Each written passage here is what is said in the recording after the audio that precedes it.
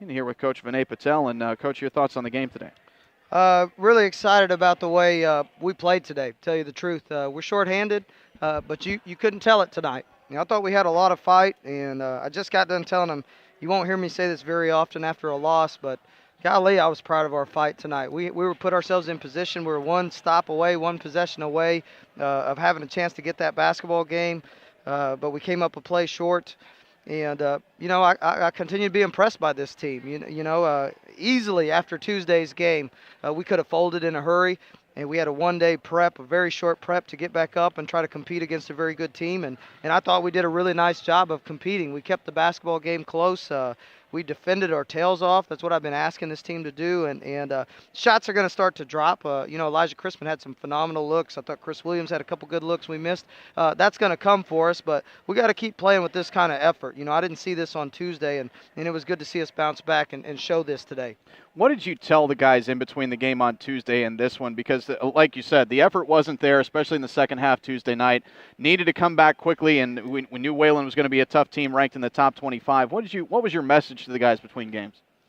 Yeah, really, it was a long thought process for us on what I wanted to tell the team after that game, because it took me a while to go in the locker room after that game, because it was an important time of our season on how to address what happened, and we're really banged up. That's not an excuse, because nobody else feels sorry for us right now. We've had essentially 3 season-ending injuries already to this team, and I thought that they let that bother them on Saturday, and we kind of folded as far as our togetherness. And probably that's where I was frustrated the most on Tuesday.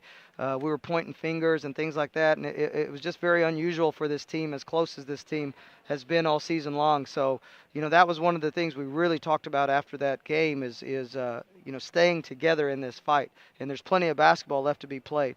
I just told them, like last year's team at this stage, we were 4-4 in league play, and then we went on a run very late in the season, and this team has a chance to do the exact same thing, but we got to put more performances like this together, like tonight's, where we're selling out each possession. We're diving on the floor for loose balls. We knocked a ball loose just because we dove, and it created us a transition there. But we still got some mistakes to clean up. It's still early for us, but I think this basketball team's improving, and we just got to keep getting this kind of effort out of them. Mark Howell, all 40 minutes today. You heard the line: 17 points, 2 rebounds, 9 assists, and 4 steals in the game. And he also got a blocked shot, which doesn't happen very often. You asked a lot out of Mark today, and he delivered. We're going to have to ask a lot out of Mark for a while. We're not sure what's going on with Trey Bryant. He's getting looked at by our athletic training staff. They're working around the clock to try to give us some answers, on what's going on with him. So, we lost Keelan Claiborne to a torn Achilles at the beginning of the year. And, when we came into the season, we thought we had 3 point guards. And now all of a sudden we look up and we're down to 1. So, we're having to ask Mark to play some heavy minutes. We try to strategically use our timeouts to give him some breaks. And fortunately for us, Wayland used a lot of timeouts as well, so that kind of helped give Mark a few extra breaks as well. So that's how we're going to have to play for right now, and hopefully he can keep carrying this load for us and getting guys involved. But, we've got a really short bench when it comes to guards right now. We essentially are playing 4 guards, and I thought all of them did a tremendous job. We just got in a little bit of foul trouble with Eric Watry and Joe Clark early, and that made it a little bit hard. And then now all of a sudden we're asking Elijah Crispin, who's been playing the post for us all year, to play the guard. So, a little bit of mix and matching for what we're trying to do with this team. But that's how we're going to have to play these next few games while we try to get some answers from our athletic training staff on what's going on with some of our guys. So hopefully, we can get healed up sometime soon and get this team back intact. So, but if we don't, then we just got to keep fighting and see what happens from there. If there was a first half game ball, it would have gone to Creed Kemp today. Boy, that was the guy you were telling us about. Playing hard, getting buckets. He had 11 points in the first half. He only had 1 rebound, but I felt like he affected a lot more rebounds.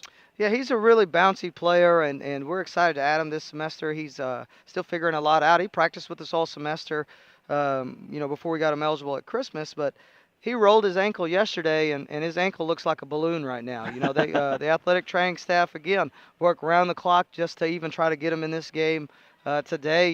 He couldn't even go and shoot around today when we were going over Wayland stuff earlier today, and they just kept working with him, and they taped it a few different ways to try to at least just get him in the basketball game tonight. So I was proud of what he did, but if we can get him healed up, I think he's going to be a great addition to this team. So, that's a little bit a little bit unfortunate that we keep running into some stuff like this, but that's just the hand we're dealt right now, and we got to make it work one way or the other. So really proud of the effort he brought to the table, and I think he's figuring some things out, and I really think he's going to be effective moving forward for us.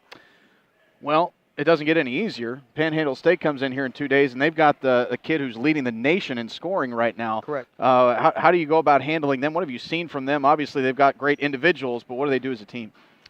They can really score the basketball. They shoot it fast, and they shoot it in a hurry, and they get it up and down like crazy, and it's going to be a chaotic basketball game because they really, really try to put some points on the board. So, defensively, we got our work cut out for us.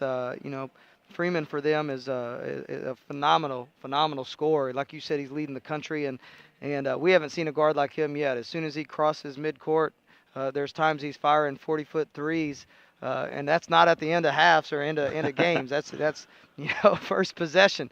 So we got our work cut out for us with him. We're going to watch some tape. We're going to walk through some stuff tomorrow and hopefully get some legs in time for our game Saturday. The hard part is this is our 4th game in 7 days, and Mark Howe, Chris Williams, Eric McCollum, they've had to play some heavy minutes through 3 games, and we're going to ask them to have to do it one more time on Saturday before we can get a break and try to figure some stuff out. So hopefully we can find it one more time when we get on the floor and make a run at a very good Panhandle State team. All right, Coach, thanks a lot. 76-75, Wayland Baptist gets the win tonight, completing the 2-game sweep of OCU as the women get the 70-63 win over the Stars as well. Back in action on Saturday afternoon, 2 and 4 the start times. Oklahoma Panhandle State is in town from Goodwell. We'll be on the air shortly before 2 o'clock with a call of that one. Thanks for joining us tonight. I'm Andrew Himes on the OCU Sports Network.